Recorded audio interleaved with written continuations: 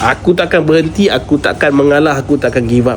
Bukan kerja yang senang, bukan kerja yang mudah. Nak cari top player ni ataupun top talent ni, A player ni bukan mudah tau untuk dalam syarikat. Lagi-lagi syarikat macam aku, SME, bengkel kecil je, tapi kita proper lah. Cuma memang tak dinafikan yang top player ni banyak big company yang dah ambil lah. Memang red ocean lah. Big player ni memang red ocean, susah nak dapat.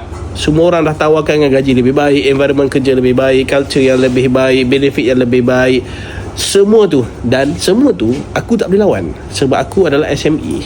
Bukan bermaksud aku takut, bukan bermaksud aku goyang, tapi itu reality guys. Kalau kita pun, kalau aku pun sebagai pekerja nak cari kerja, mesti aku tak pilih SME yang kecil-kecil yang baru nak bangun, baru 4 tahun bertapak macam aku ni.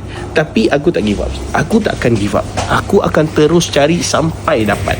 Walaupun makan tahun, walaupun aku kena malu, walaupun orang bodohkan aku tetap akan cari the right player at the right seat. Memang aku mencari top talent, A player yang sekarang kena buang ke, join dengan aku. Aku mempunyai vision yang cukup jelas, vision yang cukup besar.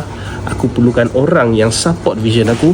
Kita naik sama-sama, fly sama-sama. Kisah orang kata perang US Iran ni, orang kena berhenti ramai. Aku tak peduli, aku mesti nak ambil seorang satu. Takkan disebabkan perang aku nak stop recruiting pekerja-pekerja yang bagus. Aku akan terus mencari pekerja-pekerja yang bagus, yang A player.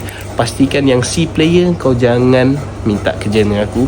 Yang main-main kerja kau jangan. Yang belajar pun tak habis kau jangan. Yang pengalaman banyak tapi attitude tak ada pun kau jangan minta. Aku cari orang yang ready. Orang yang baru nak belajar, sorry, ini kali ni A player Aku bukan cari B player, aku cari A player. Tolong drop komen kat bawah ataupun WhatsApp je dekat nombor yang aku bagi ni. Bye bye.